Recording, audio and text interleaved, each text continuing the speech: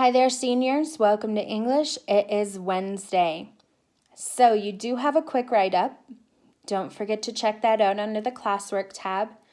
Sorry for the confusion yesterday. I tried to post them in a new way that would be easier for me, but that backfired. So I went back to the old way of posting them. Everything should be just as normal and just as easily done as it usually is. So hope that works better for us. All right. Don't forget that needs to be 5 complete quality sentences, and it is due Friday at noon. Okay, Friday at noon. After that, don't forget your World Literature Russia question from the Anna Akhmatova section is due today at noon, okay? It's due today at noon, so make sure you've got that done as well. Today, we are getting into Russian Literature Part 2, and we are looking at Alexander Solzhenitsyn. He's got a tough name. Alexander Solzhenitsyn. He was a very famous poet, very famous author in Russia, and he actually won the Nobel Prize for Literature. And he didn't get to leave to go accept it because of how unaccepted he was with the government in Russia. He was actually exiled from Russia and ended up in Vermont writing. And so it's a pretty interesting life story, but it was hard, just like Anna Akhmatova.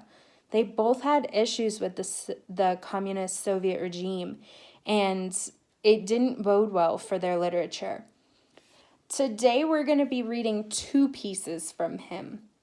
So we are going to be reading a piece called Freedom to Breathe and a piece called The Bonfire and the Ants. So these are both prose poems. So they're just going to look like sentences and paragraphs, but they're actually meant to be poems. So they're meant to be read not straightforward, but looking at the figurative language and the symbolism. So that's what we're going to be looking at today from Alexander Solzhenitsyn. Both the poems by Alexander Solzhenitsyn and the poem we read by Anna Akhmatova, Lot's wife, they both talk about their love of their country, despite the fact that their country didn't necessarily love them back. These were very patriotic people in Russia, despite the fact that their own government didn't like them.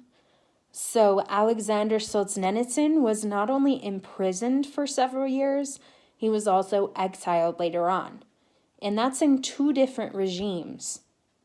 So he went through a lot in his life. Just like Anna Akhmatova, she lost her husband, her son, and her friends were imprisoned, and they threatened to imprison or exile her as well. So they had pretty similar experiences. So these are definitely found in the poems that are being read. They both talk about their love of country and being there even though it may not be what's best for them. So keep that in mind while you're reading. And it's some pretty interesting stuff today, in my opinion. You do have a quick write question with this one as well. And it is a comparison question. This one is going to be due Friday at noon, so make sure you get it done. At least 5 complete sentences. And a hint, if you get stuck, watch this video again. So, the questions talk about comparisons and what idea they share. So I literally just talked about what idea they share. And if they feel the same about it. So I totally just gave you the answers. If you get stuck, I suggest you watch this video. And if you get here, you went too far. All right, that is what you need to do today.